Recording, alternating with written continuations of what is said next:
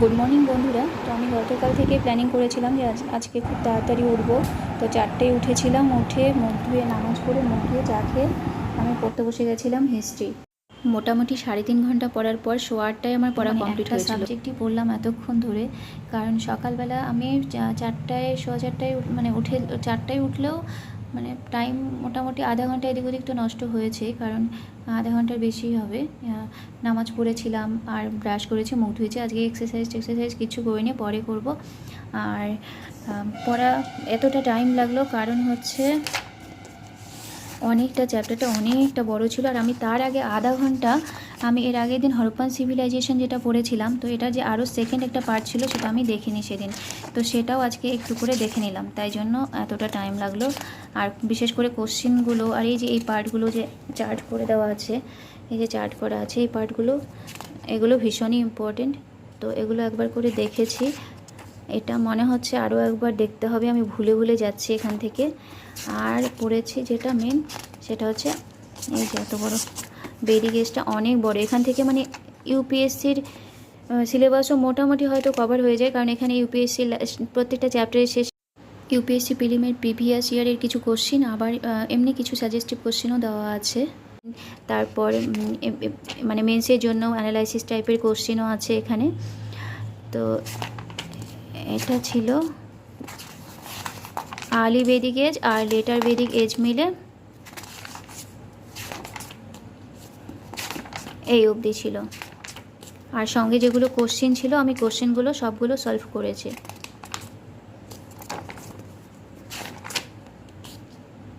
এর আগের দিন বই থেকে অ্যালফাবেট টেস্টটা প্র্যাকটিস করেছিলাম, আজকে করছি কোডিং ডিকোডিং। তো এখানে যেহেতু প্রথমে রুলস, তারপর এক্সাম্পল, এগুলো আছে, এগুলোতে প্র্যাকটিস করলে তারপরে তো কোশ্চেনগুলো সলভ করা যাবে। যাই হোক, তো এগুলোতেও করে আর কোশ্চেন করলাম 27 অবধি, তাতেই আমার সময় লেগে গেল 2 ঘন্টা।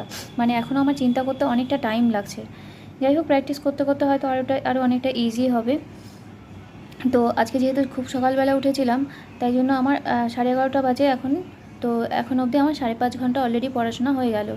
এখন এক্সট্রা কাজগুলো করব, করে আজকে দিনেও একটু রেস্ট নিতে হবে, কারণ ঘুমিয়েছিলাম 12:30 পর, আর উঠে গেছি 4টে।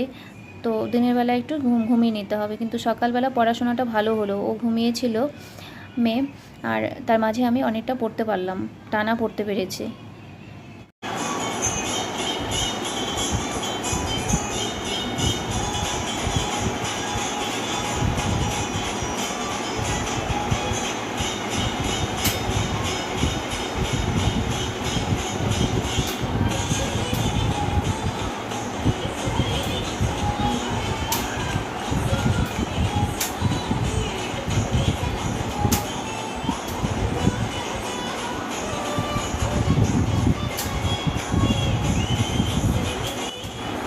অনেকে হয়তো বলতেই পারে যে মেয়েকে নাচাচ্ছি বা কিছু, কারণ অনেকে এটা নিয়ে খারাপ কমেন্টও করে। এর আগেও করেছিল, আমি ফেসবুকে একবার পোস্ট করেছিলাম ওর নাচতো, কিন্তু আমার এটা খারাপ মনে হয় না, যে ছোট বাচ্চা মানুষ, ও যেভাবে এনজয় করবে। যাই হোক, ও নাচছিল এদিকে, আমি ওখানে পড়াশোনা নিচেই বসে পড়ছিলাম।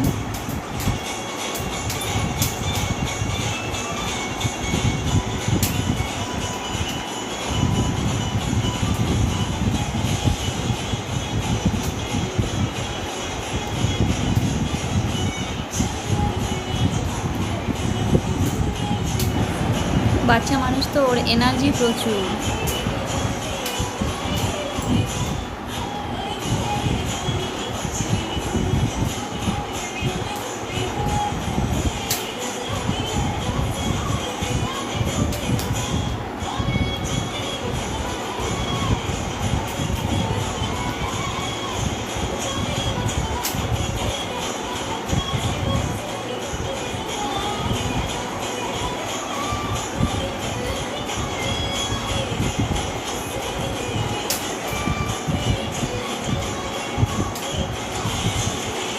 এর আগের দিন তো 151টা কান্ট্রির ক্যাপিটালগুলো সব মুখস্থ করেছিলাম, মোটামুটি মুখস্থই আছে, না হলেও অপশান দেখলে মনে পড়ে যাবে হয়তো।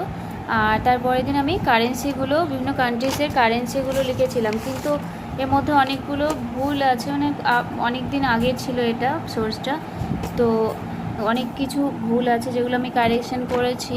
তো করে আবার নতুন করে লিখতে গেছি, কিন্তু সবগুলো ওইভাবে পাচ্ছিলাম না। আর যেটা পাচ্ছিলাম তো পুরো 197 কান্ট্রির, তো অতগুলো লাগবেও না কাজে, আর অতগুলো হয়তো মনেও থাকবে না। যার জন্য আমি আজকে লিখলাম মোটামুটি কটা লিখেছি, আজকে এখানে 65 লিখেছিলাম, ফার্স্টে 65টা লিখেছিলাম একসাথে। এখানে আবার ক্যাপিটালের নামগুলোও লিখেছি, কিন্তু তার মাঝে মাঝে আবার কিছু জিনিস অ্যাড করেছি, যেগুলোর সেম ডিনার আছে সেগুলোকে এক জায়গায় করেছি আরও কালেক্ট করে, আবার যেগুলোর পাউন্ড আছে আবার ওগুলোও কালেক্ট করে এক জায়গায় করেছি। তো কিন্তু কারেন্সিগুলো আমার সবগুলো মনে থাকছে না ঠিকঠাক, আবার পড়তে হবে এগুলো আরেকদিন।